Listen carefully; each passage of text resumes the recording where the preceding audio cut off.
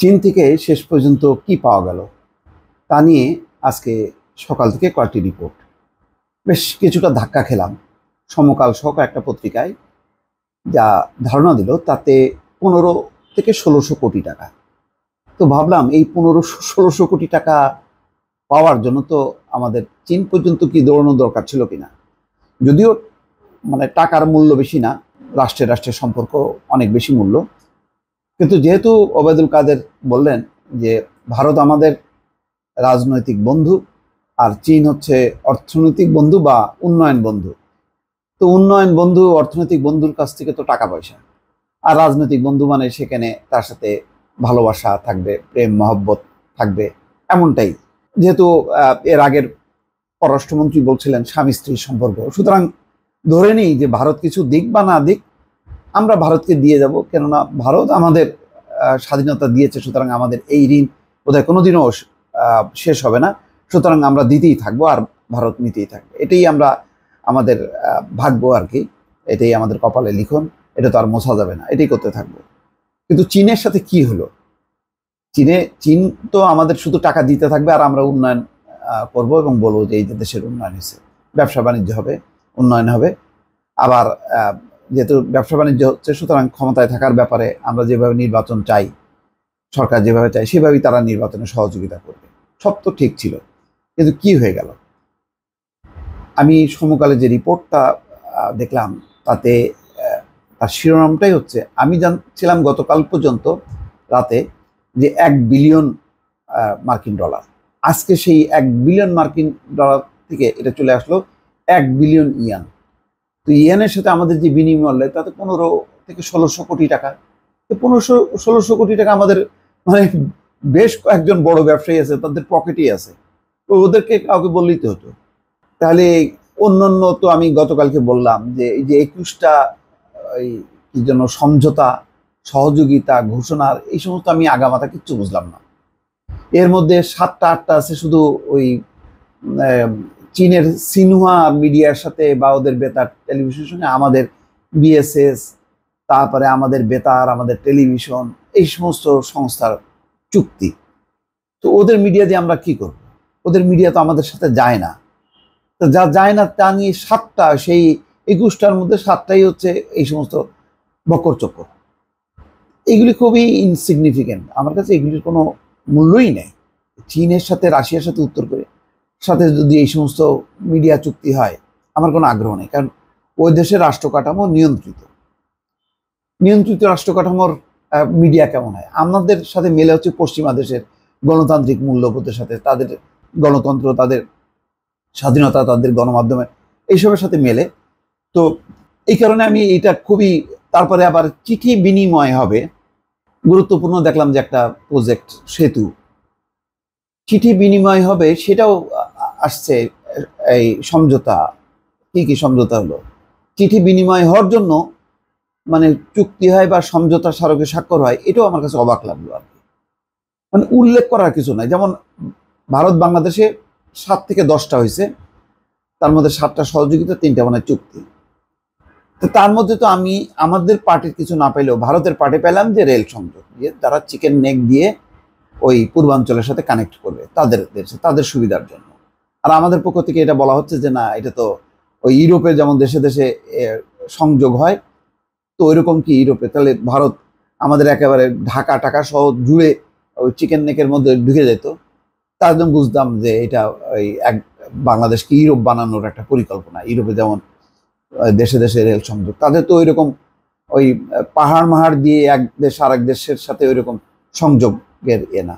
দেখ, এগুলি হলো বাদ কি বাদ, এগুলি নিয়ে বিতর্ক করতে চাই না, আলোচনাও করতে চাই না।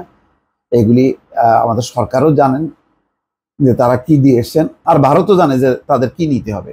তাদের যা যা নিতে হবে মোটামুটি ডাবল ট্রিপলও নিয়ে ফেলছে, আর মনে হয় কিছুই বাকি নেই, আর হলো আমাদের ভূমিটা বাকি আছে আর কি। যাই হোক, তো সেই আলোচনাকে না, কিন্তু আমাদের একটা মনে রাখার দরকার, চীন তো একটা পরাশক্তি। তারা ফাইট করে কার সাথে? আমেরিকার সাথে। আমেরিকা তার বাজার রক্ষা করার জন্য ট্যাক্স বাড়াচ্ছে, গাড়ির ট্যাক্স বাড়াচ্ছে, এখন আজকে দেখলাম যে পণ্যের ট্যাক্স বাড়াচ্ছে, যে ওখানকার জনগণ খুশি উঠতেছে যে আমাদেরকে তো খেয়ে ফেললো চীন। যেই একটা পরাশক্তি এরকম ফাইট করে আমেরিকার সাথে, আমরা তাকে একেবারে মানে ইয়ে বানায় ফেলবো, মানে সেকেন্ড হ্যান্ড মালে পরিণত করবো, এটা হয়? ভাব সব তাই। যে কি বলা হলো যে চীনে আমাদের প্রধানমন্ত্রী যাবেন, এটা ভারতের সম্মতি আছে। তা ভারত, চীন কি ভারতের সাথে তাদের সীমান্তের ঝামেলা আছে বলেই তারা ভারতকে গোনে, নতুবা চীন কি কখনো ভারতকে গোনার কথা যে ফাইট করে আমেরিকার সাথে? গোনার কথা না, যেহেতু তাদের সীমান্ত সংলগ্ন, সীমান্ত বিরোধ আছে, সেই কারণে ঝামেলা আছে। আর ভারতের আয়তন, তারপরে তার সামরিক নানা কৌশল, মার্কিন যুক্তরাষ্ট্রের সাথে তার সম্পর্ক, এসব নিয়ে চীনের একটা টেনশন কাজ করে, সেই কারণে একটা ইয়ে আছে। নতুবা তো ওই অর্থে তো মানে ভারত চীনের প্রতিযোগী না। তা সেই যে চীন মনে করে আমেরিকার সাথে উপরে, আমেরিকাও ভয় পায় যে কখন সে নিচে নেমে যায়। এইরকম অবস্থার মধ্যে আমরা এই চীনকে তুচ্ছ জ্ঞান করব, শুধু টাকা পয়সা নেব আর আমরা উন্নয়ন করব, আর তাদের ওই যে চিকেন নেক দিয়ে পূর্বাঞ্চলের সাথে কানেক্ট করে ফেলবে। ওইদিকে পূর্বাঞ্চলের অন্তত একটা রাজ্যে ঝামেলা আছে, অরুণাচল, যেটা চীন ওন করে। তো সেই জায়গায় চীন এটা খুব ভালোভাবে নেবে, এটা তো মনে করার কোনো কারণ নেই। তারপরে এই বক্তব্যগুলো যে চীন আমাদের অর্থনৈতিক বন্ধু, ভারত রাজনৈতিক বন্ধু, আবার বলছে যে চীনে যাওয়ার ক্ষেত্রে ভারতের কোনো আপত্তি নেই। এই সমস্ত কথাবার্তা তো তারাও তো গোনে, তো হিসাব নিকাশ করে, তো যে তারা বাংলাদেশে বিলিয়ন বিলিয়ন ডলার ব্যয় করছে, বড় বড় অবকাঠামো করছে। তো তারা আবার ওই সামরিকভাবে নিরাপত্তাজনিত বিষয়ে তারা বেকায়দায় থাকবে। তারা তিস্তা প্রকল্পে তারা এগিয়ে আসলো, সেখানে ভারত এখন বাগড়া দিচ্ছে, বলছে না তারা করবে। তাদের তো করার দরকার নেই, তাদের তো যে কাজটা করার দরকার সেটাই তো তারা করলো না। তিস্তা যেই বাঁধের যে চুক্তি, সেই তিস্তার পানি বন্টন, মাফ করুন, পানি বন্টন চুক্তি, ওটা করলেই তো আর এই এত চীনের এখানে নাক গলানোর কোনো ব্যাপার ছিল না। তারপরে কিছুই দেখা গেল না, সে কোথায় পায়রা বন্দর, কোথায় দক্ষিণাঞ্চলে চীনের বেশ কিছু উন্নয়ন প্রকল্প, কোনো কিছুই দেখা গেল না। তার মানে বোঝা যাচ্ছে যে এটা একটা দায়সারা গোছের একটা মানে রাষ্ট্রীয় সফর হলো, যার ফলাফল বলতে গেলে প্রায় শূন্য। এটাকে কিভাবে এখন কাভার করবে আমি জানি না। তারপরে রোহিঙ্গা, সেই রোহিঙ্গা কি সাপোর্ট তো দিয়েই যাচ্ছে। এই রোহিঙ্গা তো চীনের সৃষ্টি, তো চীন যে সৃষ্টি করছে সে সমাধান করবে কেন? সে তো এটা দিয়ে একটা চাপের মধ্যে রাখবেই। তো অনেকগুলো ব্যাপার আছে, আমাদের আরো বিপদ আছে। আরাকান আর্মি যেভাবে আমাদের একদম সীমান্তের মিয়ানমারের বাহিনীকে সরিয়ে দিয়ে এই জায়গায় ঘাঁটি গাড়ছে, যে এই আরাকান আর্মির সঙ্গে চীনের সংযোগ, সেই আর্মি কি ঝামেলা করে ভবিষ্যতে, এটাও তো আমরা একটা চাপের মধ্যে পড়ে গেলাম। আর জানি না, চীন তো খুবই কৌশলীয়, তাদের কূটনীতি তো আমাদের মতন না, তারা ফাউল কথাবার্তা কম বলে। তারা যা করে কাজের মধ্যে দিয়ে দেখায় দেয়। লাদাখে দেখলাম না, ধাম করে তারা একেবারে বেশ প্রায় 50 জন ভারতীয় সৈন্যকে পিটায় মেরে ফেললো, এবং লাদাখের অনেক অঞ্চল তারা দখল করে বসে আছে। অরুণাচলের বহু অবকাঠামোর নাম তারা নামকরণ করছে, এবং ওই অরুণাচলকে তারা তাদের দাবি করে। এবং ভারতের সঙ্গে যে 12টা প্রকল্প, বিদ্যুৎ প্রকল্প করবে ভারত বলছে, সেটা নিয়ে একটা মুখোমুখি অবস্থান চলে গেছে, তারা এটা করতে দেবে না। তো এই অবস্থার মধ্যে আমাদের এই জায়গাটা, এই সমস্ত রেল সংযোগ ওই পূর্বাঞ্চলের সাথে তারা কানেক্ট করবে বলে এইটা এইভাবে করা উচিত ছিল। যদি রেল সংযোগ আমরা ইউরোপের মতন করতে চাইতাম, তাহলে আশেপাশে যতগুলো দেশ ছিল, মিয়ানমার, চীন, পাকিস্তান, তারপরে থাইল্যান্ড, মিলায় আমরা একটা জোন করে আমরা ইউরোপের মতন একটা রেল লাইন চালু করতাম, যে আমরা একটা ট্রেনে উঠলাম, ভারত হয়ে পাকিস্তান, চীন, কাম্বোডিয়া হয়ে যাতে ঘুরে আবার আসতে পারি মিয়ানমার বা থাইল্যান্ড হয়ে।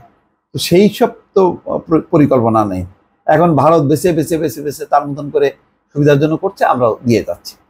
দেখ, আমাদের মনে হয় খেসারত দিতে হবে। এখানে বলা হচ্ছে যে 1 বিলিয়ন ইয়ানে প্রায় 14 কোটি ডলার।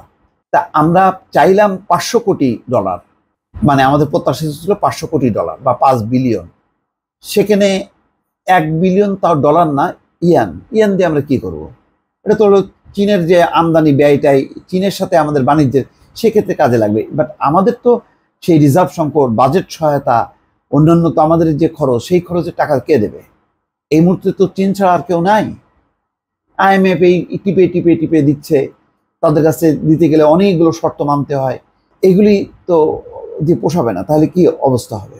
এমনি কালকে রিজার্ভ আবার এক দফা নামছে আকুর পেমেন্ট পরিশোধ করার কারণে। তাহলে সামনে কি দিন?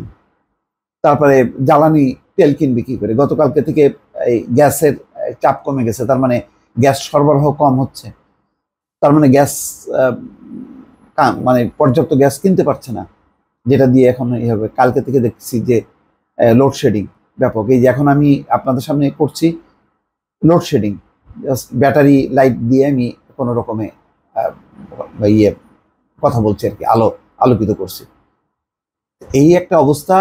তারপরে বলছে যে ২,৫০০ থেকে ২৭ কোটি ডলারের মতো অনুদান, ঋণ, বেসরকারি আরো কিছু সহায়তা আওতায়, এসব মিলে ৪০ বিলিয়ন।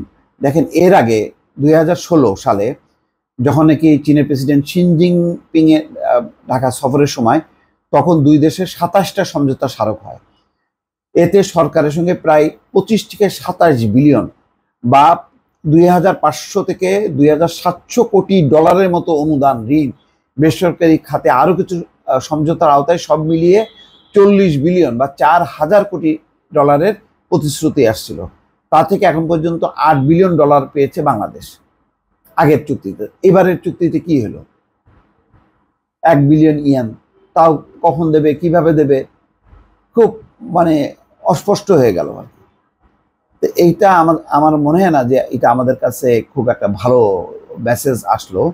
এরা বলছে, পররাষ্ট্রমন্ত্রী বলছে অনুদান, সুদ মুক্ত, রেয়াতি, বাণিজ্যিক ঋণ ৪ ভাবে নাকি বাংলাদেশকে সহায়তা করবে।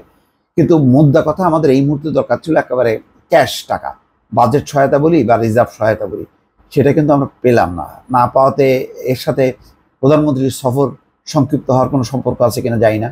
প্রথম দিন বললেন যে নাঈমুল ইসলাম খান, প্রধানমন্ত্রীর প্রেস সেক্রেটারি, তিনি বলেন যে নির্ধারিত কর্মসূচিগুলি যেহেতু বিকেলবেলায় শেষ হয়ে গেছে, সুতরাং প্রধানমন্ত্রী আর সেখানে থাকতে চাননি। তাহলে আগে কেন সফরসূচি ওইভাবে করা হলো না? প্রোগ্রাম শেষ হবে, তারপর তিনি রওনা দেবেন। আর পররাষ্ট্রমন্ত্রী কালকে বললেন যে তার মেয়ে পুতুল, সাইমা ওয়াজেদ পুতুল অসুস্থ, সেই কারণে চলে আসছেন। সব মিলে মানে একটা ধোঁয়াশা, এবং যেই এখন পর্যন্ত যা যা খবরাখবর আসলো তা থেকে খুব আশাবাদী হওয়ার কথা না। মানে তৃপ্তির ঢেকুর তোলার মতন কিছু না, বরং মনে হচ্ছে যে যেই বিপদগুলো সবাই আশঙ্কা করছিল, সেই বিপদটাই বোধহয় চেপে বসছে সামনে। দর্শক, ভালো থাকবেন। আল্লাহ হাফেজ।